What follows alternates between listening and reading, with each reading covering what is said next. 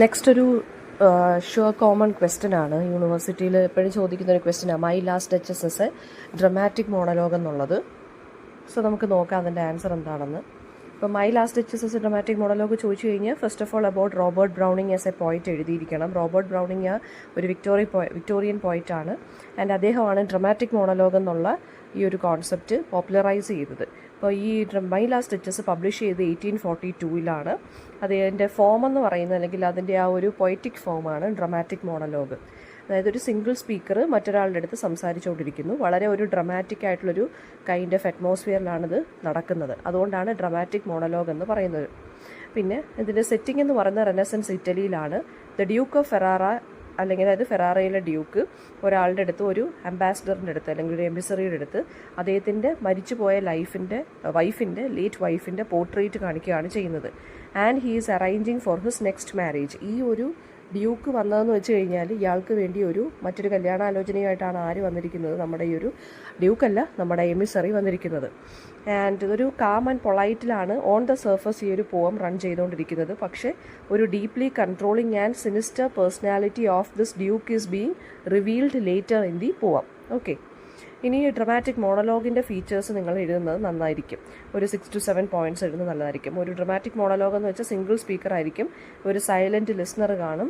Unintentional ആയിട്ട് സ്പീക്കറിൻ്റെ character അവിടെ reveal ആയിക്കൊണ്ടിരിക്കുമായിരിക്കും സംസാരത്തിലൂടെ. ഒരു സ്പെസിഫിക് സിറ്റുവേഷൻ അല്ലെങ്കിൽ മൊമെൻറ്റിനെ ഡ്രമറ്റൈസ് ചെയ്തിട്ടാണ് ഈ ഒരു ഇത് ഹാപ്പൻ ചെയ്യുന്നത് അവിടെ.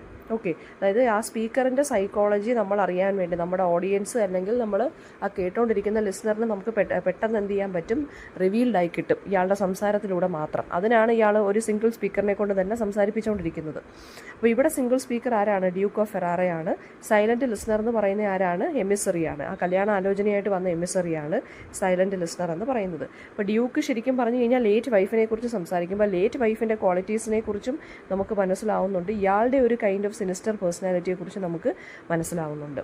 അപ്പോൾ ഡ്യൂക്കാണ് സോൾ സ്പീക്കർ ഇവിടുത്തെ. ഡ്യൂക്ക് എന്ന് പറയുന്ന ആളാണ് ഇവിടെ കോൺവെർസേഷൻ കൺട്രോൾ ചെയ്യുന്നത്. ആൻഡ് മറ്റേ ലിസണറിനെ റെസ്പോണ്ട് ചെയ്യാൻ വിടുന്നതേ ഇല്ല. ഈ ഡ്യൂക്കിൻ്റെ സംസാരത്തിൽ നിന്നാണ് മറ്റൊരു ലിസണർ, അതായത് ഒരു ലിസണർ ഇതിനകത്തുണ്ടെന്ന് നമ്മൾ മനസ്സിലാക്കുന്നത് തന്നെ. അതാണ് ഡ്രമാറ്റിക് മോണലോഗിൻ്റെ മറ്റൊരു പ്രത്യേകത എന്ന് പറയുന്നത്. അയാൾ അയംബിക് പെൻറ്റമീറ്ററിലാണ് ഇത് സംസാരിക്കുന്നത്. ആൻഡ് പിന്നെന്താണ്, വളരെ സ്മൂത്തായിട്ടും റിഹേഴ്സ്ഡ് ആയിട്ടും ഒക്കെയാണ് എന്ത് ചെയ്യുന്നത്. അതായത് ഒരു കൈൻഡ് ഓഫ് ടെൻഷൻ നമുക്ക് ഫീൽ ചെയ്യുന്നുണ്ട്. ഇപ്പോൾ ഡ്യൂക്കിൻ്റെ ഡോമിനൻസ് നമുക്ക് ഈ കോൺവെർസേഷനകത്ത് കാണാൻ സാധിക്കുന്നുണ്ട്. അതായത് അദ്ദേഹത്തിൻ്റെ ആ ഒരു റിലേഷൻഷിപ്പിൽ വിത്ത് ഹിസ് വൈഫിൽ അദ്ദേഹമായിരുന്നു കൺട്രോളിംഗ് എന്ന് നമുക്ക് ആ കോൺവെർസേഷനിലൂടെ മനസ്സിലാക്കാൻ സാധിക്കുന്നുണ്ട്. ആൻഡ് എമിസറി സംസാരിക്കുന്നില്ലെങ്കിൽ പോലും അദ്ദേഹത്തിൻ്റെ പ്രസൻസ് നമുക്ക് ഡ്യൂക്കിൻ്റെ വാക്കുകളിൽ നിന്ന് മനസ്സിലാവുന്നുണ്ട്. ഈ ഡ്യൂക്ക് ശരിക്കും പറഞ്ഞാൽ ഇദ്ദേഹത്തിൻ്റെ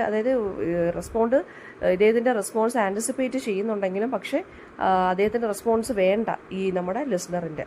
അപ്പോൾ ഈ ഒരു ടെക്നിക്കാണ് ഡ്രാമ അല്ലെങ്കിൽ എന്താ പറയുക, ഒരു മോണോലോഗിന് കുറച്ച് ഡ്രമാറ്റിക് എഫക്റ്റ് കൊടുക്കുന്നത്. പിന്നെ ഡ്യൂക്ക് അൺഇൻറ്റൻഷനലി അദ്ദേഹത്തിൻ്റെ നെഗറ്റീവ്സ് റിവീൽ ചെയ്യുന്നുണ്ട്.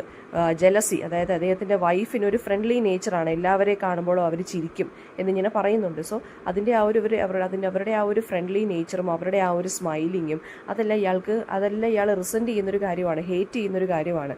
സോ ആ ഒരു സെക്ഷൽ ജലസി ഇയാൾക്ക് ഇതിനകത്തുനിന്ന് കാണാൻ സാധിക്കുന്നുണ്ട്. പിന്നെ വളരെ പ്രൗഡായിട്ടുള്ള ഒരാളാണ് ഇദ്ദേഹം.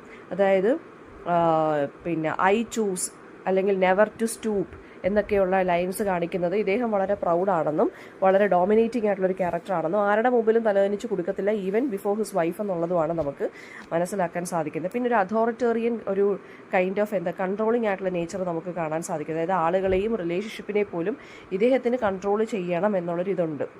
പിന്നെ ഒരു കൈൻഡ് ഓഫ് പൊസസീവ്നെസ് ഉണ്ട്. ഈ ഒരു ഡച്ചസിനെ ഒരു ട്രോഫി വൈഫായിട്ടാണ് ഇദ്ദേഹം എന്ത് ചെയ്യുന്നത്, കൺസിഡർ ചെയ്ത് വെക്കുന്നത്. Okay, and also he killed her എന്നുള്ളത് നമുക്ക് ലൈൻസിൽ നിന്ന് വ്യക്തമാവുന്നുണ്ട്. അതായത് ഇവരെല്ലാവരെയും നോക്കി ചിരിക്കുമായിരുന്നു. And one day she stopped all her smile stop together എന്ന് അദ്ദേഹം പറയുന്നുണ്ട്. എന്ന് വെച്ചാൽ ഞാൻ കമാൻഡ് കൊടുത്തു, അങ്ങനെ ഇവരുടെ ചിരി എല്ലാ ചിരികളും അങ്ങ് നിലച്ചു. എന്ന് വെച്ചാൽ മീനിങ് എന്താണ്, ഞാൻ തന്നെയാണ് അവരെ കൊന്നത്. സോ അതും നമുക്ക് ആ ഒരു സിനിസ്റ്റർ, അതാണ് ഞാൻ പറഞ്ഞ ക്രൂവൽറ്റി അല്ലെങ്കിൽ സിനിസ്റ്റർ നേച്ചർ നമുക്ക് മനസ്സിലായി. പിന്നെ ലൈൻസ് എന്ന് പറഞ്ഞാൽ നാച്ചുറലായിട്ട് പോവുകയാണ്.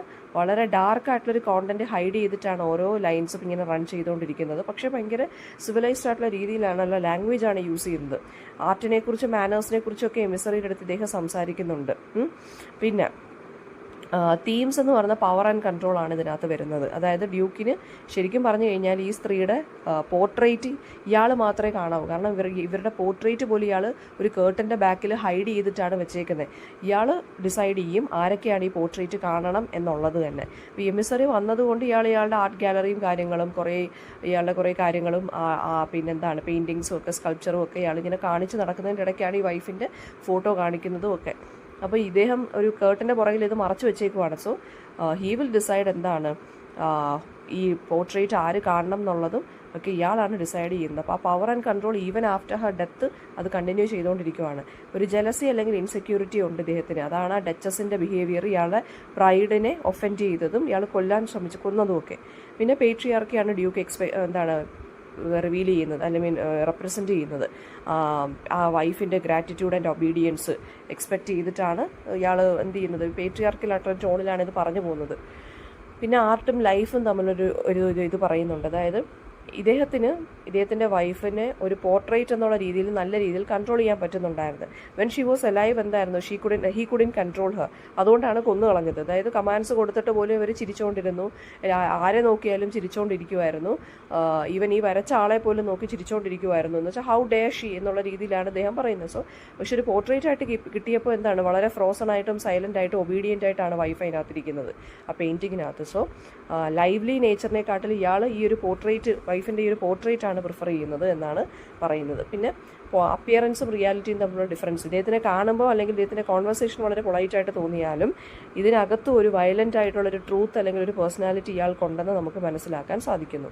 പിന്നെ ഒരു സൈക്കോളജിക്കൽ ഡെപ്ത് ഇതിനകത്തുണ്ട്. അതായത് അയാളൊരു നാർസിസിസ്റ്റാണ്. He is in love with himself. Okay, empathy ഇല്ല ഇയാൾക്ക്.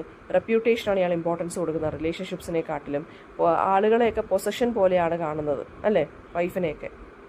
സോ ഈ ഡ്രമാറ്റിക് മോണലോഗ് വഴി റോബർട്ട് ബ്രൗണിങ് ഇദ്ദേഹത്തിൻ്റെ മൈൻഡിലുള്ള ഇന്നർ കോൺഫ്ലിക്റ്റ്, ഇദ്ദേഹത്തിൻ്റെ ഹിഡൻ മോട്ടീവ്സ് എന്തൊക്കെയാണെന്നും ഒരു കൈൻഡ് ഓഫ് സോഷ്യൽ കമൻ്ററി ഒക്കെയാണ് ഈ ഒരു വൺ സൈഡഡ് ഡയലോഗ് അല്ലെങ്കിൽ ഈ ഒരു ലോൺലി സ്പീക്കർ വെച്ചിട്ട് ഇദ്ദേഹം പറയുന്നത്.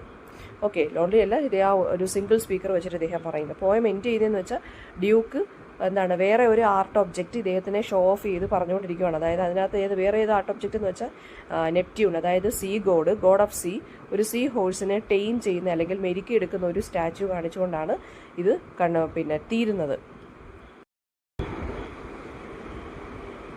ആൻഡ് ഓൾസോ എന്താണ് പറയുന്നത്, ഒരു ഡോമിനൻ്റ് ആയിട്ടുള്ള ഈ നെപ്റ്റ്യൂൺ എന്ന് പറയുന്നത് ശരിക്കും പറഞ്ഞാൽ ഈ ഡ്യൂക്കിനെ തന്നെയാണ് റെപ്രസെൻറ്റ് ചെയ്യുന്നത്. നെപ്റ്റ്യൂൺ അതായത് ഗോഡ് ഓഫ് സീ, ഒരു സീ ഹോഴ്സിനെ മെരുക്കുന്ന അല്ലെങ്കിൽ ടെയിം ചെയ്യുന്നതാണ് ആ ഒരു പോർട്രേറ്റ് എന്ന് പറയുന്നത്. സോ അത് ശരിക്കും പറഞ്ഞു കഴിഞ്ഞാൽ ഇവിടെ ഏറ്റവും കൂടുതൽ ചേരുന്ന ആർക്കാണ്, സ്യൂട്ട് ആവുന്നത് ആർക്കാണ്, നമ്മുടെ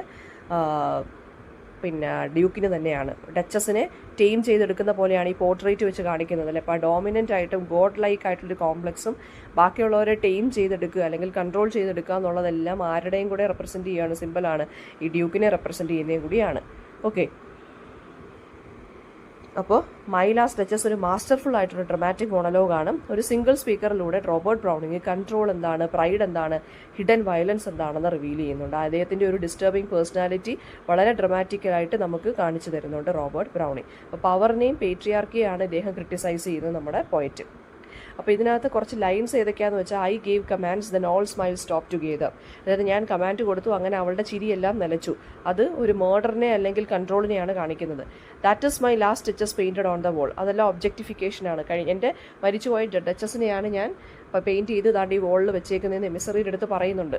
അപ്പോൾ അതൊരു ഒബ്ജക്റ്റിഫിക്കേഷനാണ് കാണിക്കുന്നത്. പിന്നെ പ്രൈഡ് ആൻഡ് അറഗൻസിനെ കാണിക്കുന്ന ലൈനാണ് ഐ ചൂസ് അല്ലെങ്കിൽ നെവർ ടു സ്റ്റൂപ്പ്. അതായത് ഞാൻ ഒരിക്കലും താന്നു കൊടുക്കത്തില്ല, തല കുനിക്കില്ല, എൻ്റെ റെപ്യൂട്ടേഷനെ ഒരിക്കലും ഞാൻ റിലേഷൻഷിപ്സിന് മുകളിൽ വാല്യൂ ചെയ്യത്തില്ല. അതൊക്കെ അറഗൻ്റ് ആയിട്ടുള്ള ഒരു നേച്ചറിനെയാണ് കാണിക്കുന്നത്. പിന്നെ Neptune timing the sea horse last ഇയാളെ കാണിക്കുന്നത് പോലും മനഃപൂർവ്വമാണെന്ന് വെച്ചാൽ ആ ഡോമിനൻസിൻ്റെ സിമ്പിളാണ് ഇതിനകത്ത് കാണിക്കുന്നത്. സോ ഇത്രയും കാര്യങ്ങളാണ് ഇതിനകത്ത് വരുന്നതെന്ന് പറയുന്നത്.